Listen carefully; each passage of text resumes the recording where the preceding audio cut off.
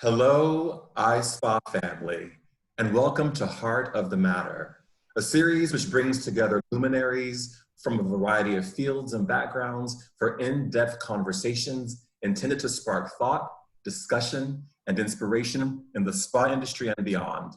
I'm Patrick Huey, your ISPA board chairman, and this will be a space where we talk about big ideas and issues that matter to us not only as spa professionals, but more importantly, as human beings.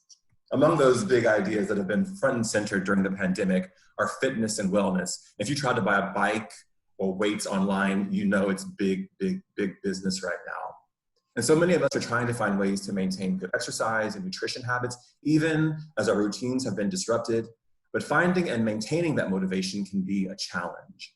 For that reason, and so many others, I am thrilled to be joined today by celebrity trainer, nutritionist, New York Times bestselling author, gym designer, and can I say fast food aficionado? Absolutely. Yes, and spokesman for Hyperice, a company watching will be familiar with. I want to say a big ISPA welcome to Harley Pasternak. So welcome to ISPA, Harley. Thanks for having me. I feel like I'm talking to my brother from another mother with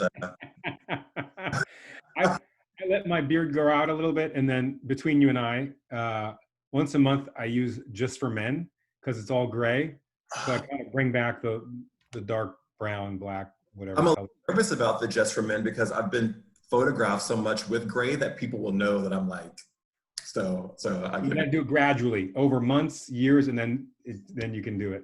You kind of sneak it in for people. Yeah.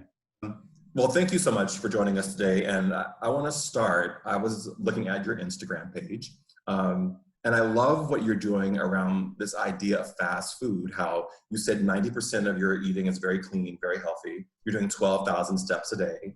And then your cheat meals, you've been sort of surveying the landscape of fast food, and you're doing it with your kids. You talk about within your Instagram story and post that it's about bringing balance to people's diets. And I think we're all maybe a little unsure about what to eat. Are we keto? Are we paleo? Are we vegetarian, pescatarian? What are we? So if you could talk about that and how you're approaching that, it would be great. Yeah, I think we've swung to extremes in everything in our world. We are doing extremes from a nutrition perspective. Do you fast or do you eat breakfast? Do you have carbs or no carbs? Do you eat animal protein or no animal protein? In exercise, are you do you do Soul Cycle 5 days a week and spin, or do you hate group fitness? Are you a CrossFitter or do you not like weight training? Politically, we become extreme. Everything in this country, in this world, has really become extreme right now. So, and that's part of how I partner with Hyperice, is it's about balance. So if we're going to be exercising a lot, we need to recover a lot. But when it comes to food, I know I grew up, and as many of us have grown up with this messaging of you're either eating well or not well. There's foods you can never have and foods you should always have. And I wanted my kids to understand that there's no food in this world that they should not try. They should try everything in this world at least once. Yep. And it's the mental barrier of not being allowed to have certain foods that makes us want them even more.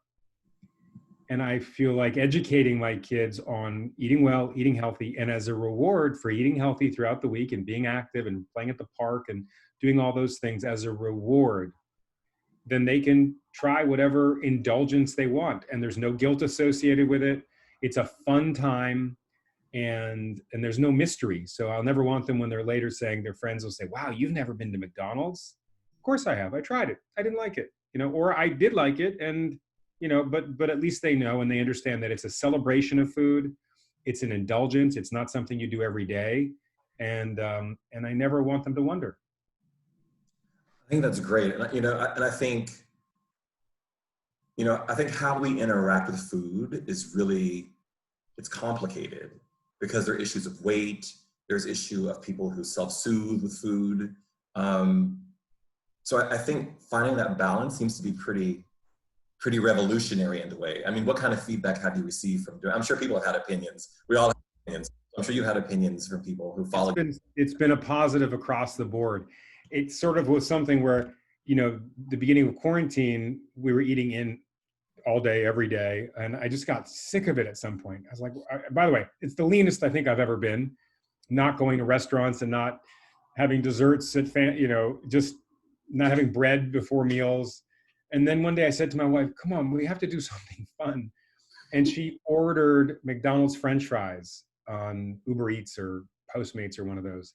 And it just sort of sparked my eyes. It was so excited. And I called a friend of mine. I said, dude, we just had the best fish in the world. We had some, wild halibut and we poached it and we had some vegetables. And then I had McDonald's French fries with it. And he said, you don't know fast food. Let me show you fast food. And he ordered us everything on the McDonald's menu. And that's when my wife filmed my kids and I. We've never tried a Big Mac. We never tried Chicken McNugget. We never had a vanilla milkshake before from McDonald's. And I was just like my kids. We were discovering it for the first time. So there's this innocence and beauty in discovering something for the first time and celebrating it. And then how you feel after, we felt like a truck hit us because we've been eating so clean. And then my kids did not want to have fast food or the next day or the next day. But a week later, we're like, do you want to try something else? Sure, we'll try something else. And I would say some have been better than others. None of them are something I'd want to have on a regular basis. A couple of them, like Kentucky Fried Chicken, ooh, I don't know how people do that. That hit me like a truck. Panda Express, but some are great, some are fun. I saw you were at Chick-fil-A recently. How was that? Delicious. See, I love Chick-fil-A too. So I'm like, that's my go-to fast food. Chick-fil-A was delicious. Shake Shack, that was delicious. McDonald's, that was delicious. Burger King, Dairy Queen, the desserts are good. The food. So you've had a fantastic career in the fitness and the wellness world over the past. I'm not going to age you, but for quite some time. 30 years. 30 years? 28 years exactly. Yeah. 8 years. There's a fantastic picture of you on Instagram. You're 18. I think you're in Cabo in Mexico, and you're so yoked and so big. And I was looking at that picture, and I was saying, I wonder what Harley would say to that 18-year-old now. I'll tell you what I would say. I would say do more posterior chain work. The stuff that I used to say, oh, only girls do inner thigh and outer thigh. I wish I would have done that back then. Focus more on recovery. When you're young, you just think you'll never get hurt. You can do everything, train for hours a day, push your body. Recovery was never a thing. So I would say recovery is something I would have definitely focused on more. Focusing on the muscles that you don't see when you stare in the mirror, the muscles behind you, I would have focused on more. But otherwise, other than that one person I dated, I would say I would do everything the same. Did you always know that you were going to have this kind of career in the fitness and wellness space, or was that a surprise to you? I never focused on an end result. I just, I said to myself, I love exercise. I was actually going to school to become a doctor. And I did an undergraduate degree. Actually, I went to school for hockey, got hurt, did a degree in kinesiology, loved it. My first year after university, first summer, I got a job at Bally's Fitness as a trainer. And here I was 18 and grownups were listening to me and taking my advice. And I made them feel good. And I got to go to work in a t-shirt and shorts. And I thought, this is amazing. I'll do this until I'm a doctor. And then I went to graduate school and I did cadaveric anatomy, and I cut into a cadaver and fainted. I thought, I don't think I can be a doctor. I'm squeamish at blood. I can't do this stuff. So I spent 10 years in university. I did degrees in nutrition, exercise phys, graduate degrees in nutrition, exercise phys. I was working towards my PhD and got recruited by the military and became an exercise and nutrition scientist in the military for 3 years. And the whole time I had a training business that just kept going and developed. And so you ask, did I think that I would end up having my own video game or running shoe or, gyms around the world? Absolutely not. I just said to myself, I don't know where this goes, but I'm going to say yes to everything. I'm going to try everything. I'm going to fail at some things will stick. And then that's it. I'm like a pinball. I just bounce off one thing to the next and just keep going.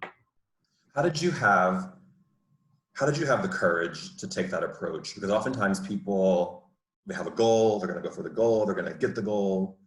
And there seems to be a lot of freedom and a lot of fear in saying, I'm going to be the pinball in the pinball machine and see where I land.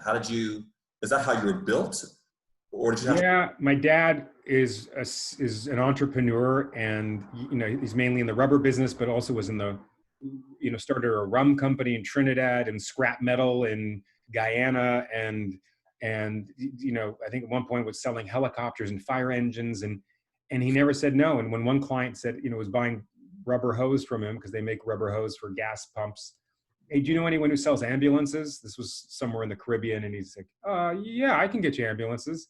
Learned everything there was about ambulances, researched them, brokered. So I was one of those, never say no, as long as you have this set of tools in your toolbox. So school gave me these scientific tools that I had to understand how the body works. So when the opportunity came along to do my own Nintendo and Xbox game, I developed a new set of tools, understanding how human movement works with gaming. And then when it came to designing facilities, understanding how CAD works and ADA compliance. And so it's just, I have this toolbox now after nearly 3 decades. It's full of so many tools that I've learned that help me keep going. And I thought, what's the worst that happens? I'll do this infomercial, it won't work. Okay, I'll go back to being a trainer. How do you, I would imagine, so I know what kind of trainee I am for a trainer. So I asked this question with the finger pointed at myself. So how do you handle that be open to what may come type of approach to a client who walks in like myself, and I'm sure many people watching, who are like, I want big arms. I want to lose 3 inches around the waist. How do you marry that very goal-oriented type of personality, which oftentimes is a successful personality, with the idea of, let's just walk on the path and see where we end up. And you may be surprised. So I've never owned a scale. I've never weighed a client. I've never measured a client. There was a book I read when I was an undergrad called Man's Search for Meaning by Viktor Frankl. He won the Nobel Prize. Yes. Have you read the book? I've not read it, but I do know the book. Great read. So he was a part of the Freudian school of Viennese thinkers. So there was Freud. Everything was about sex and your parents. And then there was Carl Jung. It was all about your dreams. And then there was Frankl. And Frankl, he had this quote, and this is all you need to know about how I practice my life and how I interact with people.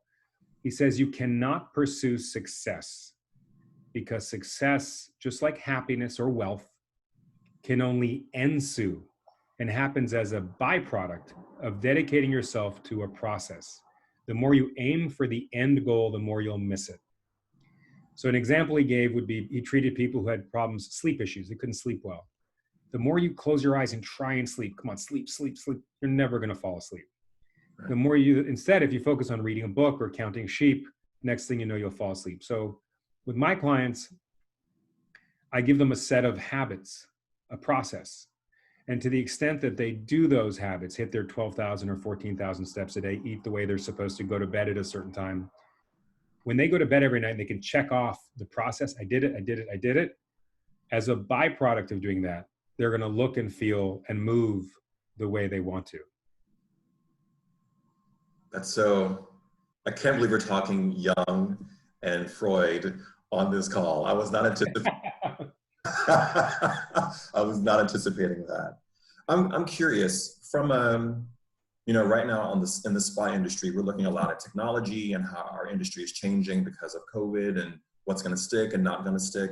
I'm wondering on the fitness and wellness side, how, now we have things like Mirror and Tonal and Peloton, and Technogym has released their bike. And, we have all of these technologies that have taken us out of those traditional big box fitness centers and have changed how we interact with health, wellness, and fitness. I'm wondering, from your perspective, how you see that impacting the overall health and wellness industry. I think better than ever. One of my dear friends is the largest health club owner in the world. And for his sake, I hope health clubs continue to flourish and blossom and do well. And And I'm friends with Harvey, who runs Equinox. And again, I for their sake, I hope, and I think health clubs will continue to flourish. That being said, I think what this past 6, 8 months has done has made people more independent with their fitness endeavors, um, more proactive in what they're doing. So it's less about going to the gym. There's so much more to go to the gym than actually working out. There's the socialization, the group energy, but it takes time to drive there, to go there, to get dressed, to find your bike or your piece of equipment, to go through a process, to leave, to shower, to go home. And it's a commitment. And now that people are home more and they're doing workouts at home more, there's no excuse. I can't afford a health club membership. You don't need it. I don't have time to go to the gym. You don't need it. So it's removed most of the excuses that people have had before to not be in shape. And I think if you look at, Mirror, and then Tonal, and then Form, it's going to come out any day. It'll blow away both of those. It's incredible. You see what Hyperice has done with their app, because you have a lot of these companies doing recovery tools, but now Hyperice has an app literally that's like having me there with you, and not just showing you which tool to use, but how to use it at what speed, at what part of your body, depending on what goals you have. So I think there's technology. Technology was always there, but we didn't really need it. A lot of the things that technology could do for us, it was cool. We didn't need it. Now we need it, and the timing is right, and the convergence of technology and the needs created by COVID.